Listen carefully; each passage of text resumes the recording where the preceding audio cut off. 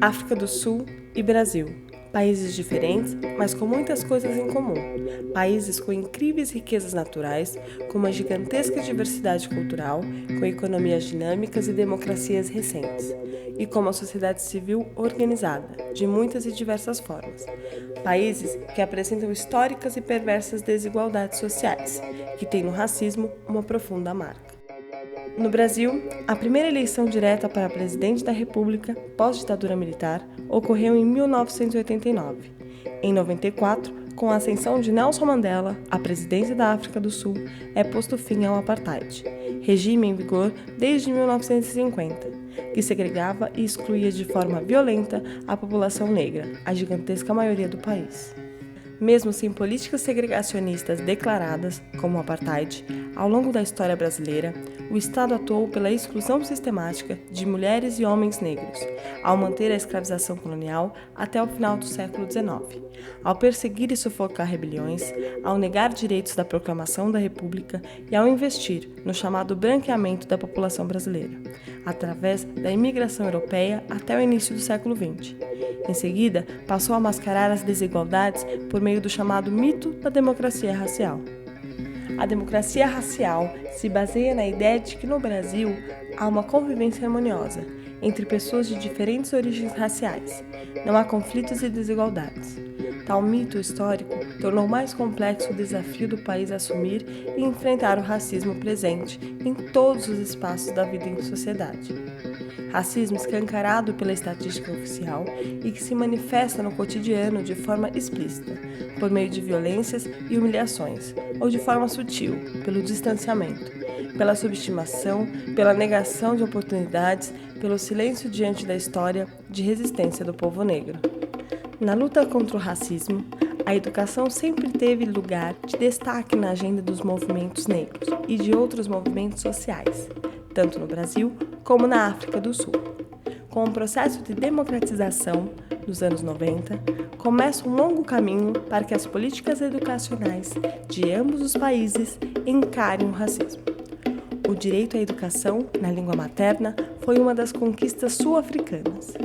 No Brasil, como fruto da luta do movimento negro, é aprovada em 2003 a Lei 10.639, que alterou a Lei de Diretrizes e Bases da Educação Nacional, tornando obrigatório a história e a cultura africana e afro-brasileira em toda a educação básica, pública e privada. Em ambos os países, houve um investimento em políticas de ação afirmativa, sobretudo as cotas, buscando acelerar o enfrentamento das desigualdades. Ações afirmativas que encaram ainda hoje muita resistência de setores conservadores da sociedade.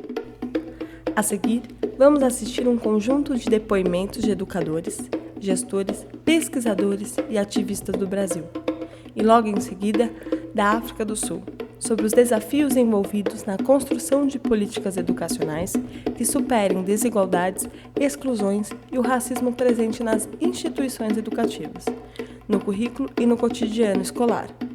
Políticas que possam afirmar o direito humano de todos e todas a uma educação de qualidade, que reconheça histórias negadas, valorize diferentes identidades e promova efetivamente a diversidade no ambiente escolar.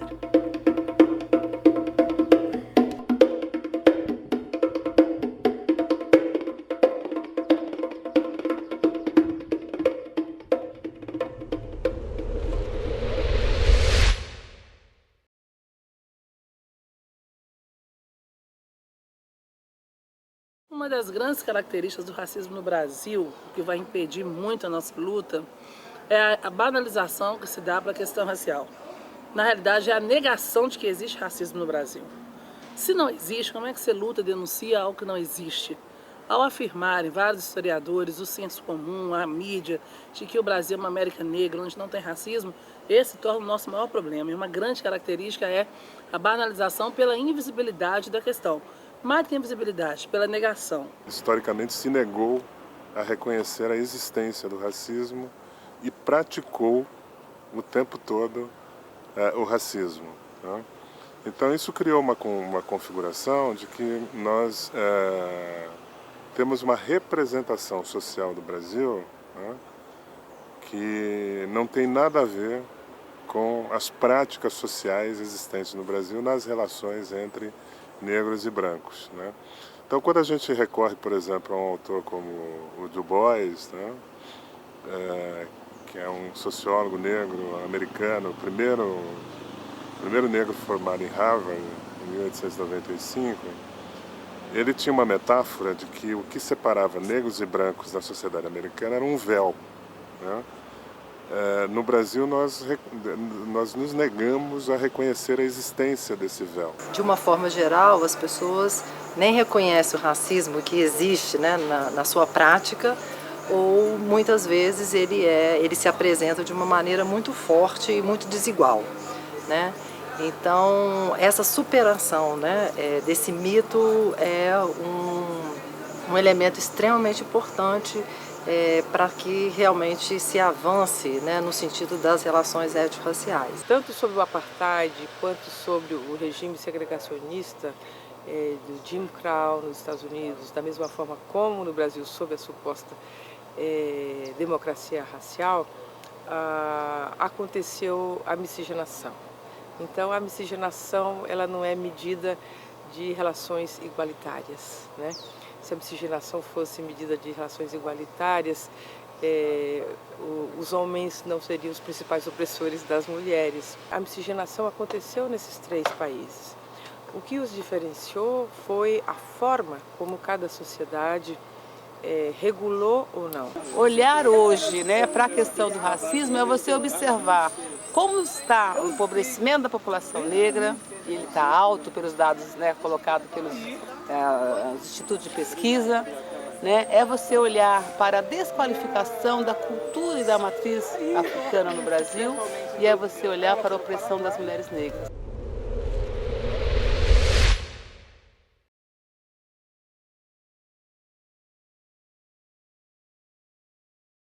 Como é que ela vai traduzir na educação? Em um currículo eurocêntrico, num modelo congelado, engessado, numa invisibilidade do aluno negro da escola, que vai provocar uma negação na sua autoestima e no seu rendimento cognitivo. A gente tem tantas estatísticas que mostram um diferencial de tempo de escolaridade entre brancos e negros, o acesso à educação superior, mas mesmo para aqueles que chegam à educação superior ou chegam a terminar a escolaridade obrigatória e que são negros, a gente percebe que não há um conhecimento, por exemplo, da sua própria cultura, da sua origem, né? Então esse também é um aspecto que revela o racismo no Brasil. O retorno da escolarização para negros e brancos, para homens e mulheres, é completamente diferente em termos de salário e possibilidade de ascensão. A dificuldade de colocar isso na pauta, né, dos projetos das escolas, a dificuldade do professor entender que é importante fazer essa discussão com seus alunos, a dificuldade da comunidade escolar como um todo compreender que é só enfrentando, né, e só assumindo que de fato existe racismo e discriminação, inclusive na escola, que a gente vai conseguir superar, né? Então essa forma de escamotear, de silenciar, ela também está presente na sociedade, ela vai para dentro da escola. Algumas pesquisas mostram que essa desigualdade não está necessariamente relacionada à renda, mas também à questão da discriminação e do preconceito. De geração após geração, a desigualdade, né, está sendo mantida. Eu diria que nós vamos precisar pelo mínimo de uns 50 anos para que essas linhas comecem a demonstrar um movimento de encontro, ou seja, de superação dessa desigualdade. Existe essa situação do preconceito dentro do ambiente da sala de aula. Eu acho que isso é algo que instrumentos mais recentes, como a lei que prevê o ensino de história cultural brasileira e a própria conscientização dos profissionais de educação sobre a questão da diversidade, pode contribuir para reduzir, mas é um longo caminho.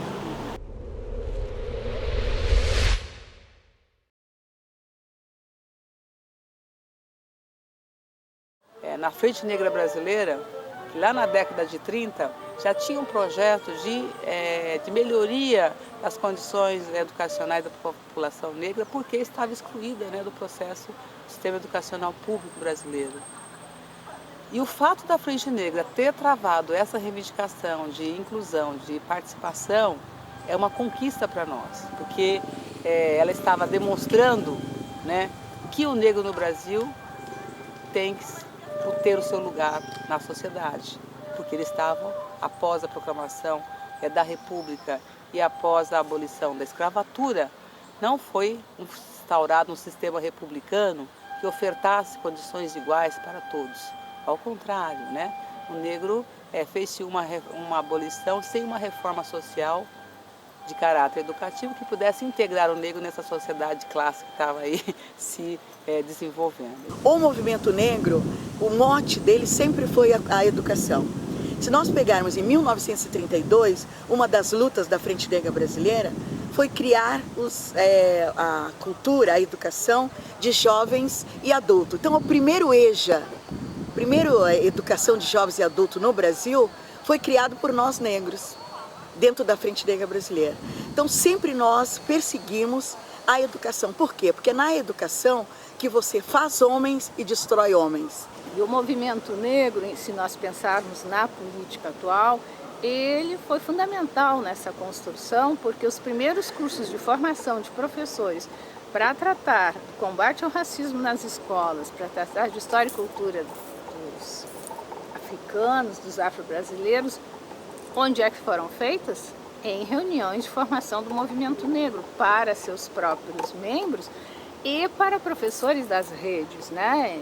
Vão começar, inclusive, depois os sindicatos de professores se juntarem. Eu lembro no Rio Grande do Sul, por exemplo, o sindicato de professores trabalhando com o movimento negro. E professores negros, na sua maioria, mas não exclusivamente, começam a trabalhar nas suas escolas, na sua sala de aula. Depois a porta da sua sala de aula vai abrindo e vai saindo para o pátio da escola, para os eventos da escola, e esses trabalhos vêm sendo feitos.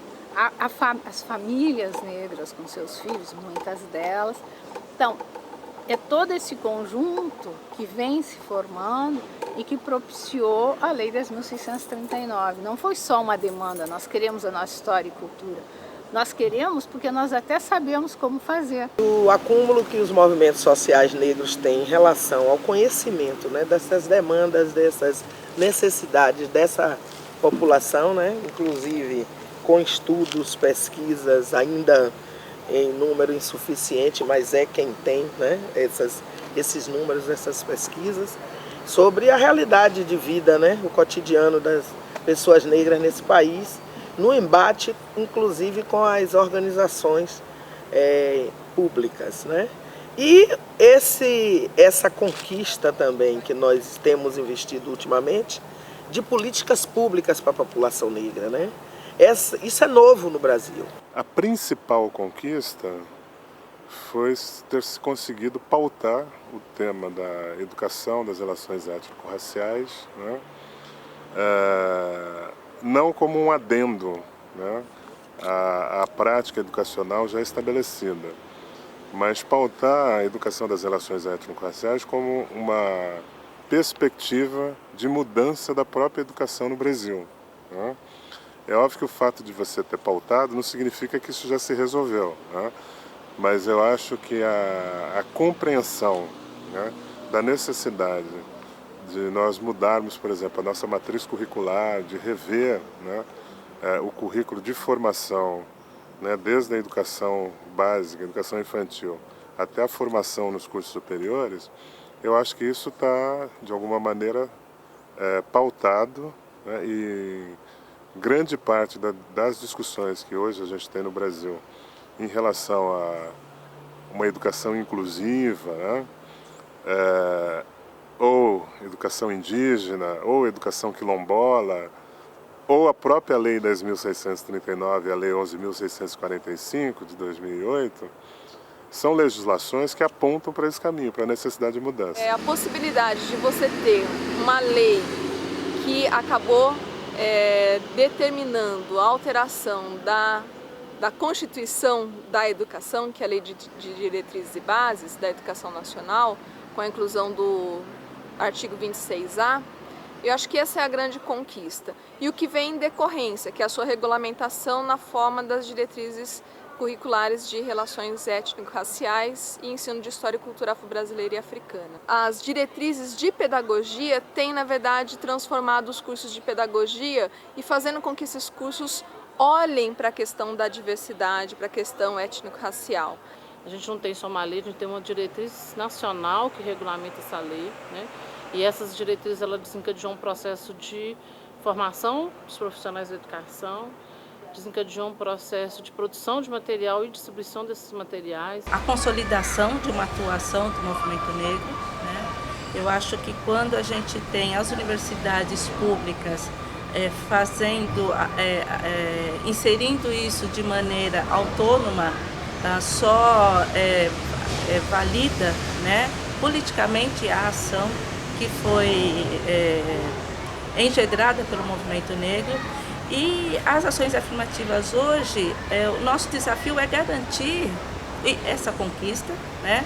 Principalmente também no que diz respeito às cotas, reorganizar um contradiscurso conservador que hoje procura desqualificar principalmente as universidades federais que adotaram esse sistema, que estão sendo chamadas de populistas, né? Nós temos aí um grande desafio que é reverter esse discurso conservador que visa desqualificar as conquistas e também todo o material de denúncia ao racismo que foi produzido pelo movimento negro nesses últimos 20 anos. Hoje você ter um movimento de religiosos de matriz africana se organizando em todo o Brasil e colocando para a educação, né? Que o sistema educacional brasileiro ele é laico e que ele não pode, né, ministrar conhecimentos, né, de apenas uma doutrina religiosa, eu acho que é uma conquista.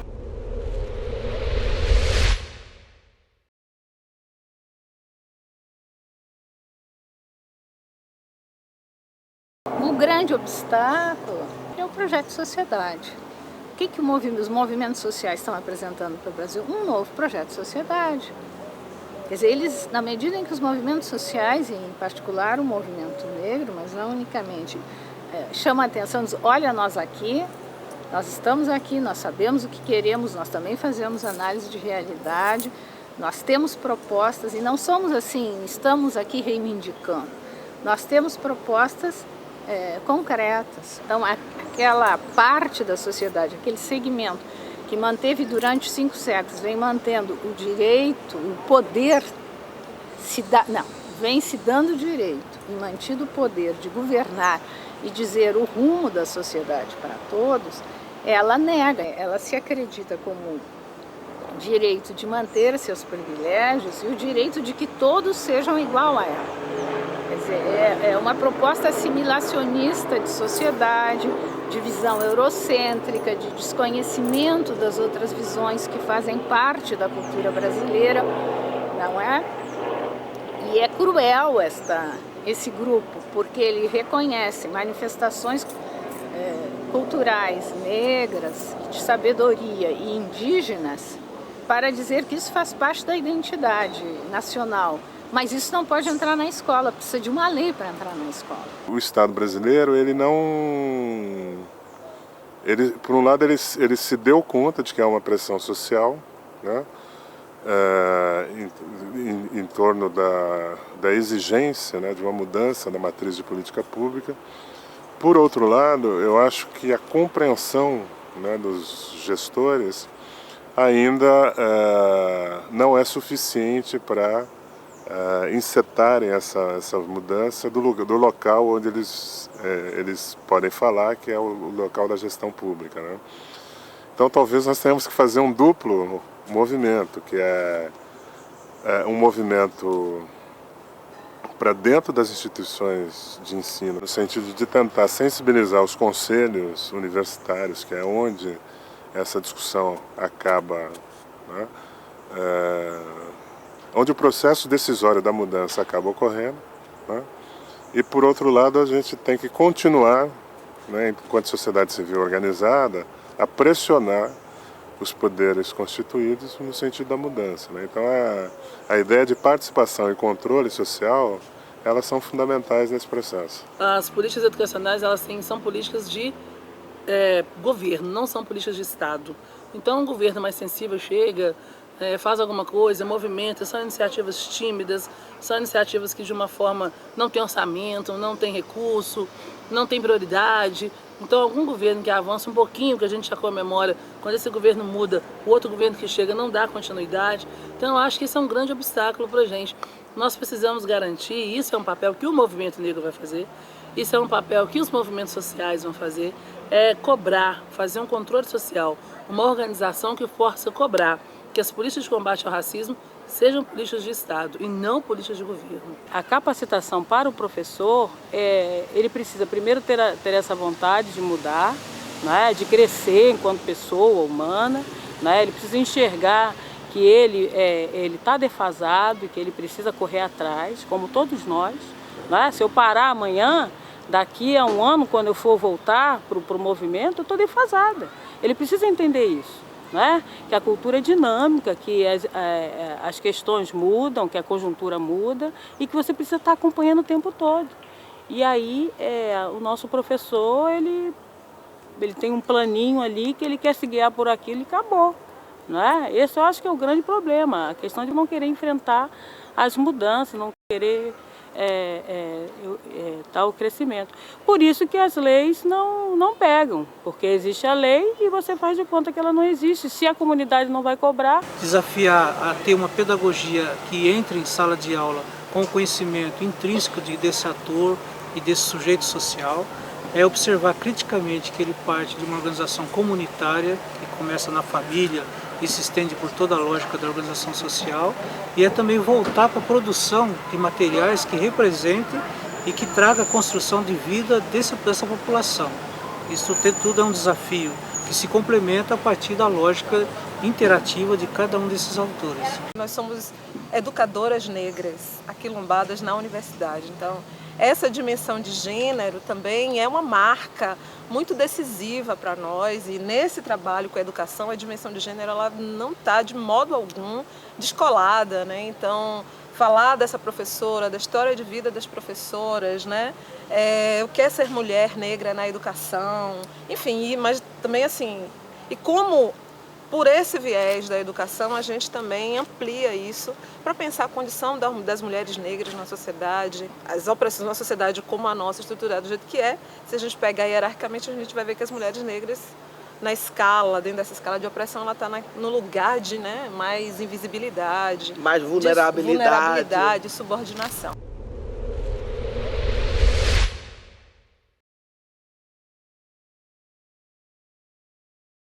Na minha maneira de ver, é desenvolver uma forma de intervenção política que possa combinar as demandas de um povo, de uma população, de um movimento que quer se ver incluído no sistema educacional brasileiro, é o caso das propostas do movimento negro.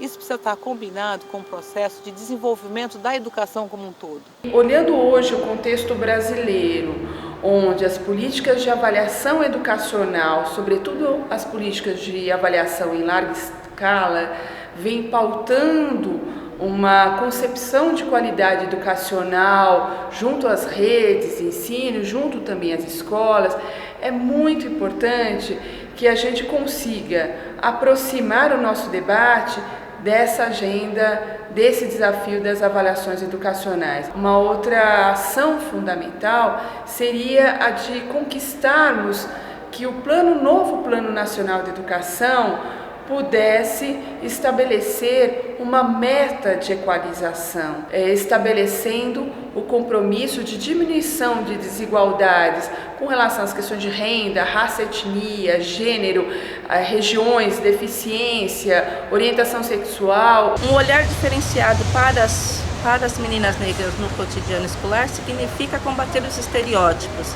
né?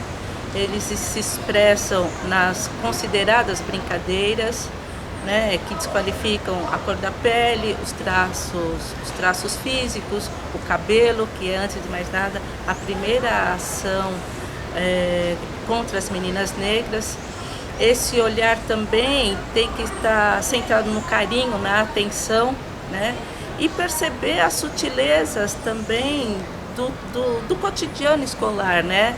Que está presente no material escolar, que está presente no currículo pedagógico, que está sendo utilizado, né? Pensar as meninas negras no ensino médio é não só compreender a sua condição social, né? E também apresentar a elas possibilidades, novos caminhos, né? E incentivos. Então, diante dessa complexidade, eu acho que um desafio que se coloca hoje é pensar essa agenda como uma agenda de sociedade. E diante disso, há necessidade de pensar também a articulação dessas questões, né, relativas às relações étnico-raciais com outras tantas questões que também são parte da agenda nacional. Então, nesse sentido, é necessário a gente repensar, né, as concepções que nos movem em torno dessa luta. Essa concepção tem que ser uma concepção de coletivo, tem que ser uma concepção não da solidariedade romântica, mas da solidariedade que coloca um trabalho contínuo e conjunto todos os dias. Isso pensando nas políticas públicas mais amplas, pensando nessa política que a gente faz no cotidiano, dentro da escola, dentro das casas, não é? É necessário também pensarmos as formas de resistências cotidianas e que já estão dentro da escola. E só conseguiremos descobrir essas formas de resistência no diálogo. De provocar o debate público, de estimular uma reflexão sobre a questão das relações raciais no Brasil, sobre a questão das desigualdades, de levar as pessoas a pararem, pensarem, trabalhar a questão de mudança de atitudes e de hábitos. Continuar dando visibilidade, aumentar a literatura. Nós temos hoje uma gama imensa de pesquisadores negros que estão dentro do espaço da universidade, que é importantíssimo para estar nesse debate. Então, essa formação de professores, mas também a formação dos gestores, eu acho que é fundamental. E mais incentivo para as pesquisas, né? Porque apesar da gente ter linhas abertas em algumas universidades, isso não é uma coisa que está definida e dada, né? Quando existe linhas de pesquisa dentro de algumas universidades, ela é com muita luta mesmo para que ela se mantenha. E que essas linhas de pesquisa elas sejam garantidas nas nossas universidades, principalmente nas universidades públicas, né? Nós temos que ter, primeiro, uma capacidade de argumentação e de convencimento dos interlocutores. Segundo, nós temos que disputar espaço dentro dos governos, espaço em relação às prioridades que são definidas, disputar o orçamento municipal, né? Tentar construir alianças com outros setores do governo que enfrentam problemáticas semelhantes. E a gente viu que a gente não avança muito sem essa parceria, né? Sem essa aliança entre setor público, né? Enfim, e sobretudo os órgãos de promoção da igualdade, né? Secretarias, enfim, e a sociedade civil organizada.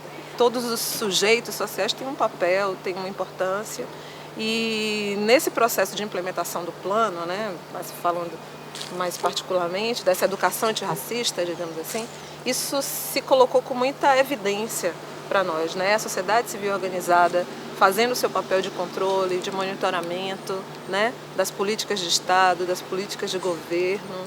Então, a aliança é fundamental, é um aspecto, uma dimensão fundamental para que essa educação antirracista, de fato, se efetive. Em termos de avanço, o Unicef apostou entrar nessa política, nessa agenda da política nacional, com duas estratégias importantes. A primeira delas é influenciar a política pública para que, de fato, o Plano Nacional de Implementação da Lei aconteça.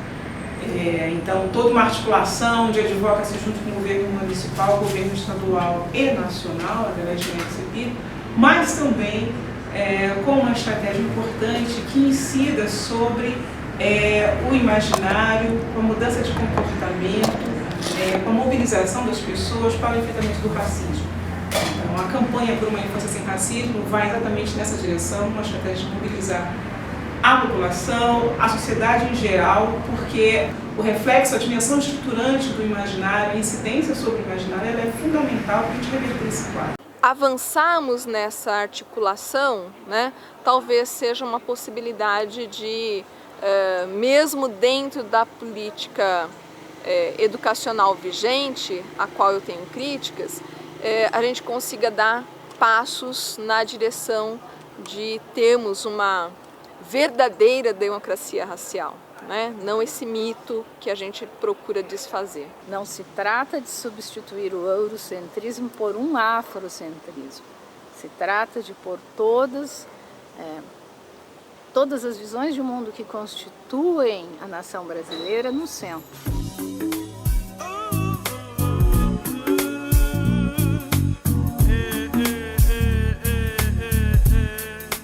Agora, vamos assistir os depoimentos sobre os desafios da superação do racismo nas políticas educacionais da África do Sul.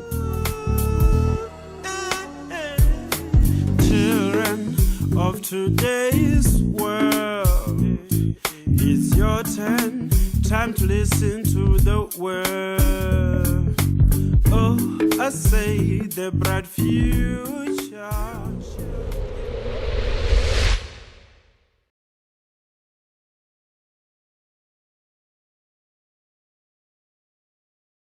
Apartheid was obviously designed to privilege certain people, obviously white people back then, and to deny large parts of society the right to, access to education, basic education, and further and higher education. So deliberately youth, black youth, and when I say black, I mean everyone not classified white, access to a decent education. Because apartheid, when they built a school for white children, that school had everything: science laboratories, libraries, school halls. When they built for Afrikaans-speaking white children, the school hall had a wooden floor. Then if you were white and English, you had a school hall but with a novolon or a cement floor. If you were a so-called colored person, you had maybe a school but no school hall. And for many African people, we didn't have schools, and we had to campaign and march and mobilize to get those. Before 94, the government used to use about 80% of the resources for 20% of the people, the so-called white people at that stage. Now our government is trying to use 100% of the resources for 100% of the people. Well, the apartheid system was a severely engineered repressive system whereby laws were created to cause, number one, division. Teachers were discriminated against, like all citizens of the country. Teachers were very oppressed because as part of the working class of South Africa, teachers played were in the forefront of the struggle to eradicate apartheid, and also felt the full brunt of the apartheid government. With regard to education, it was very fragmented. It was created in such a way that you had education for whites, education for coloreds, education for Indians or Asians, and education for Africans. Now, the government of that day also had different funding levels for different population group or race groups in the country, and that actually had as its aim to ensure that black people, that is now colored, of mixed race, Africans and Indians, are trained for middle employment, while white supremacy had to be in existence in the country. It was a system that actually caused suspicion amongst people, created mistrust, and was also led to the death of many teachers in the South African context. Example, history. The history was bullshit. They fed us history of the Dutch people, and while they landed in the Cape in South Africa, but they didn't teach us the impact, the negative impact that has had upon our people. For an example, I think we've lost touch with our roots. Our roots were severed through the education, and so we have no understanding in terms of where our forefathers come from, and amongst our people, because there's different. Even before apartheid, under colonialism, it was the preserve of white people. It wasn't a priority for the colonialists or the apartheid authorities to ensure that black people go to university. So before apartheid, when the British ruled here, you found there was English universities for white people and Afrikaans universities. For black people, their education was mainly provided by missionaries, Christian missionaries, and in the 1920s, the University of Fort Hare was established, and that was where Nelson Mandela and a lot of African leaders, they studied there. But higher education for black people only came around under apartheid in the late 60s, because it was part of the state's grand plan of the Homelands policy.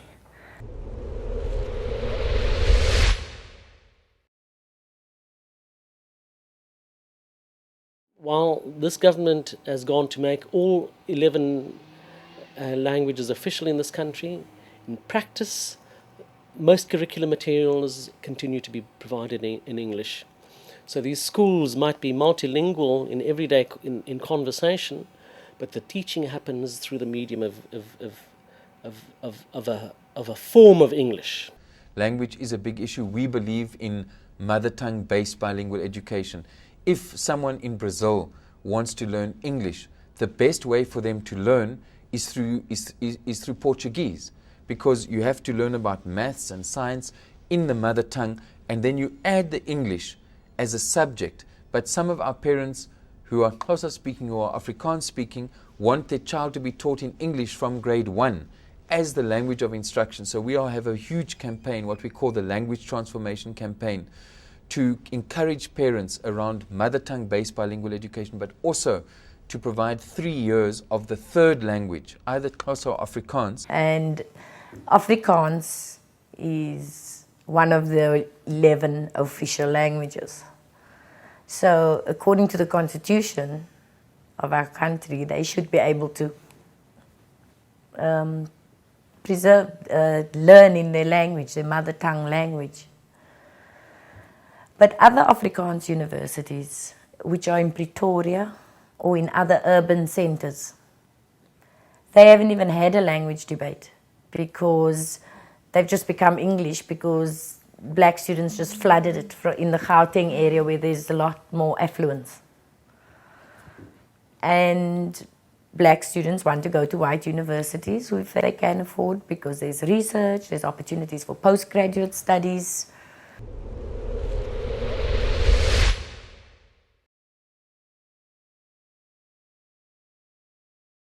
In the 70s and the 80s, the whole focus or understanding about education was that it must be something for transformation, awareness raising, conscientization.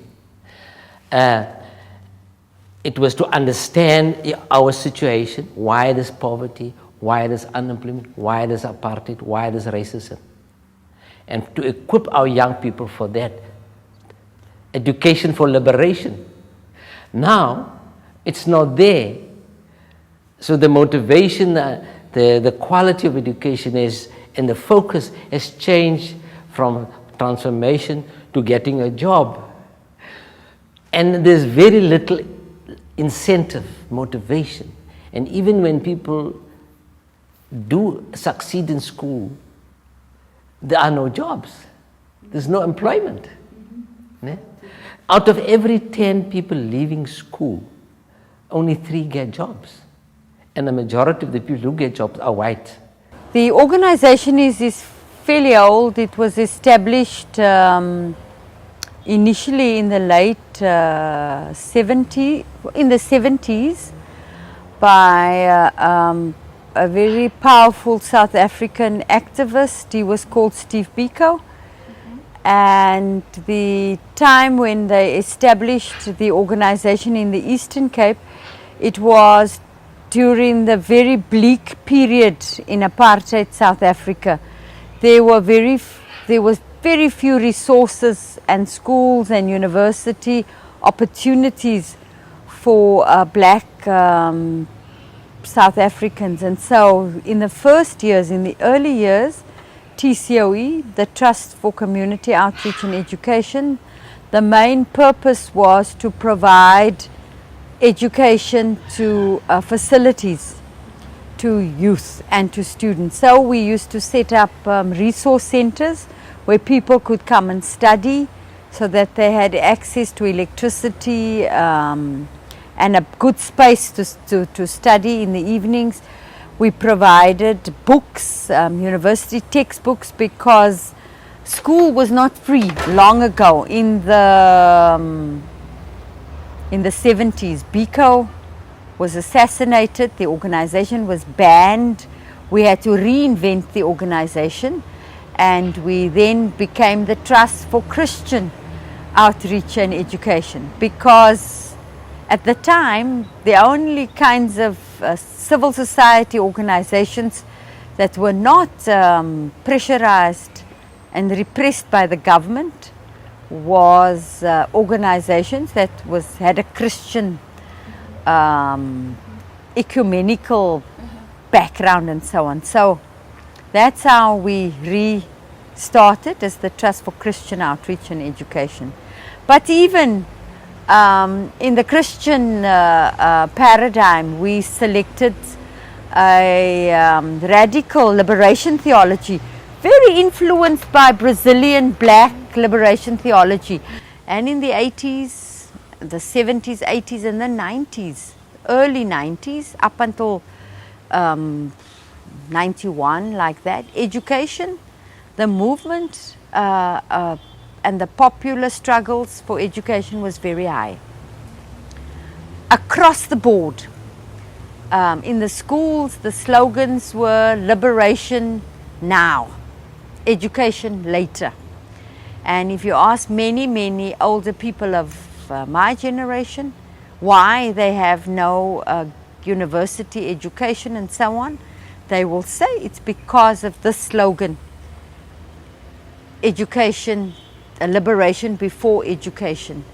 And they would say that they were the generation who sacrificed themselves and their education to fight the liberation movement. And often there is a lot of resentment in the masses, in the older activists, because today many of them are unemployed, they have no jobs, they live in absolute poverty in the townships. We helped in the schools to set up student representative councils and committees, progressive structures that could fight in the schools for alternative education, alternative history, and that would struggle for resources because the classes were big and terrible.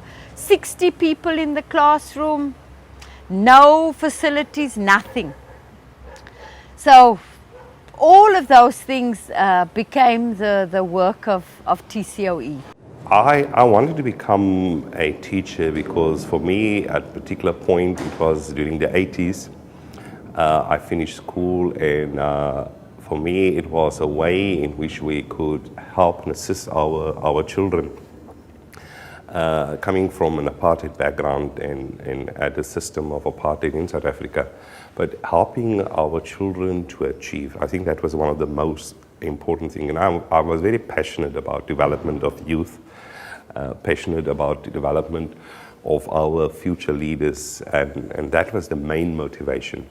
And for me, still staying in teaching after about 15, 16 years, where other people has left teaching, for example, for greener pastures maybe, but I'm still continuing with teaching. I still enjoy it, obviously with the little bits of problems that we experience. What I got from Steve Biko was that education is one of the big things, tools for empowering yourself. So he's trying to tell young black people they need to empower themselves if they are to ever kind of move forward in their lives and to free themselves from whatever kind of bondage they have. I mean, there's some people that debate what he was saying racializes things a bit, but I do think, considering the history of the country and everything, that young black people should be focusing on trying to empower themselves and moving forward from that. And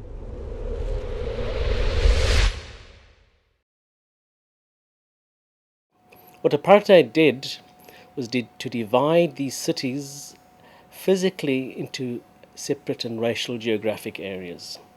So if you stand on top of Table Mountain, which is our big icon in the city here, and you look down on the city, you're looking down on a city that has been carved up in racial terms.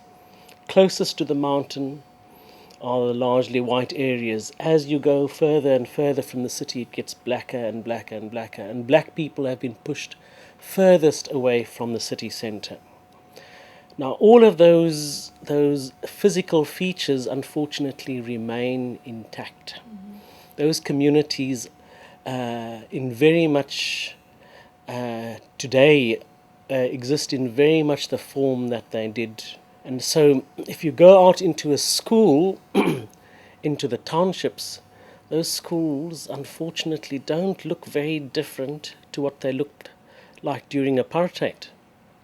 And so, many of these communities are having to deal with these ongoing challenges, and they are challenges of environment, they're challenges of service delivery, they're challenges of inside of those families. And then, of course, because of poverty, by the lives of most children, up to 60-70% of children, even though they are at school, they don't actually learn. They hunger for food, they hunger for attention, their health is in a poor condition. So the whole range of exclusion factors. When the children do reach the classroom, very little. And then, of course, there's very little hope for the future. It's very demotivating. So the whole range of factors, I would say, and something that I have come to also begin to realize, you know the term alienation? Estrangement from your environment, your life around you. It's amazing when you speak to children, there's a complete, almost a total alienation from your environment, you know. And yeah, so the whole range of factors, yeah. Look, people speak about, and I'll raise the issue of the home. Most children experience extreme poverty in the homes and the resulting other facts like abuse. After 1994, we needed a new policy environment. We needed basically to take the old policies, change it, and lay the groundwork for a new South African education system. It was basically cut up into 3 different parts, or actually 2 different parts. We had to basically change general education, and its education mostly delivered at the provincial level. Post-1994, we were divided into 9 different provinces. So the inequalities were in fact no longer just inequalities on the basis of race, but it became inequalities on the basis of region or geographic region. So the racial inequalities obviously would have been there still, because you could look within a province like the Western Cape, for example, where you have wonderful schools, wonderful facilities in some areas, and other areas are badly deprived. And so the difficulty after 1994 was to, first of all, try and eliminate differences between provinces, but you also had to address differences within provinces. So that was the double task facing the post-apartheid policy planners. Money is a problem. There is a sense when you compare South Africa to developing countries that we spend more or less at the same level. It's approximately between 20 and 22% of national budgetary resources get consumed by education. But what people don't take into account are the infrastructure backlogs in the South African context. So although we're spending 20 to 22% of our budget on education, both in provinces and nationally, the amount of backlogs, infrastructure backlogs, is frightening. Amongst learners, our schools are now open, and we have learners from different religious and racial backgrounds in certain schools. So issues of diversity are still challenges. But I believe that none of these challenges that we face around equity and resources and the backlogs that we have are challenges that we cannot overcome. I think we have made a huge deal of progress since democracy in 1994, but the legacies of inequality, of division, are still there, but there are examples of how we are beginning to deal. The main change, obviously, is that what we had for apartheid, they took away and they introduced a new curriculum, a new way of teaching, a new way of looking at knowledge, a new way of how knowledge should be used. The latest from this development is our NSC, National Curriculum Statement. So in this way, it's an education formula which helps to empower our children. On the side of, because it's something new, yes, we do experience problems. We experience problems in terms of our own preparation as far as teachers are concerned. We need to go and study and learn new things. We need to adapt our teaching styles. Children on themselves, where they were used to being spoon-fed, now they also need to develop new skills, to go research, do their work, where the teacher becomes a facilitator in a class. One of the difficulties is that the apartheid system has left big disparities between schools. You get rich schools and you get poor schools. And we have not reached a stage where we've started to address those disparities in a big way. In South Africa, we have a system whereby the state will employ teachers. Now, the school governing bodies charge school fees. Those in very rich areas charge high school fees. So what they do, number one, that they employ additional teachers to those given by the state. That's the first thing. And then secondly, those who are employed by the state also gets additional bonuses and also remuneration from the governing body. With the net result is that many teachers in the what we call the X-Model C schools, let's say the more advantaged areas, earn much higher salaries, not directly from the state only, but a combination of the state and the school governing body, meaning that they get more money.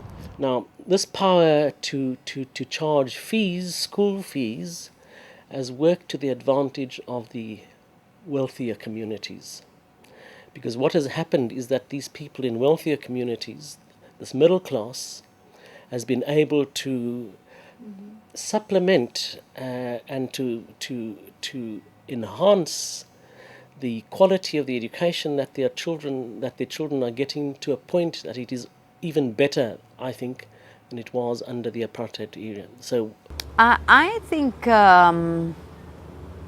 not enough has been done to divide or to overcome the existing challenges that come from spatial apartheid. So the townships have remained, and in the townships the schools have remained. So if you live in the townships of apartheid, you go to the schools of apartheid and you get taught in exactly the same way as before. A revolution didn't happen in this country in 1994. People think a revolution happened, but a revolution didn't happen. And so there's unfinished business in some ways. And this unfinished business fundamentally has to do with people understanding, that democracy isn't handing over this responsibility to somebody else to determine your destiny. You've got to manage it. Our race and class go together to produce new forms of inequality. We need to understand, of course, that we've got this inherited question of black inferiority, which is pretty much part of it, but it's the ways in which race and class work, and we've seen it now in South Africa. And I think that we're needing to understand in these two countries the complicated ways in which this progression and this mobility that people have through class. I think one of the big problems is that it's still very racialized, and yeah, like I mentioned earlier, about not everyone really has access to the resources they need to put them in good standing for a brighter future. And there's also the fact that I think our education problems are, it's not seen within a social context, you know. There's obviously a lot of social issues which will impact the education sector. Like there's a lot of dropouts from school, and you can understand that because some of these kids have to take care of their kids, their siblings actually, or some of them even have children. And there's also the HIV/AIDS problem, which is obviously impacting on society as a whole, because now we're having a lot more children headed up homes, you know. And I guess it would be, you know, no racism or anything like that, and mainly everybody has a chance. Everyone will have an opportunity to do things and become what they want to become, because a lot of people, they have so many hurdles to go over that, you know, they just don't see jumping over all of them. But definitely opportunity for everybody, and just, you know, not that everything, I know we've had apartheid for I don't know how many centuries, but, you know, it would be nice to that everything doesn't have to come to race all the time. And we try to say we are part of Africa, you must understand Africa, and we must understand that we must break the chains of apartheid education, because apartheid education tried to divide and rule. You've come through oppression through the Portuguese colonies previously. We've come through both oppression through imperialism through the English and also the Portuguese at some stage, and the Dutch, and also the apartheid system. So as the developing world and the South, we can learn from each other.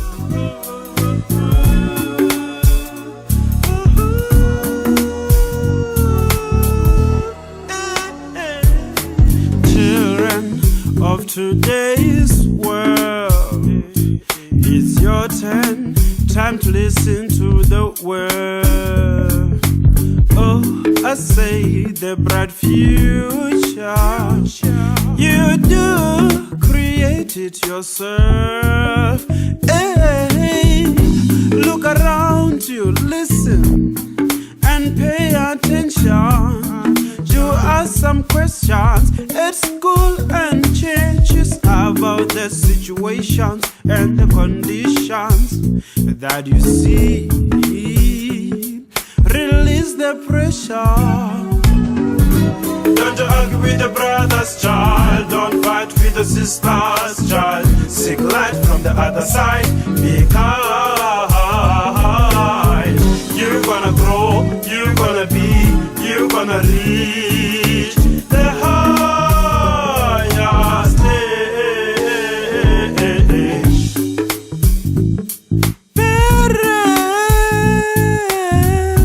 Parents of this world,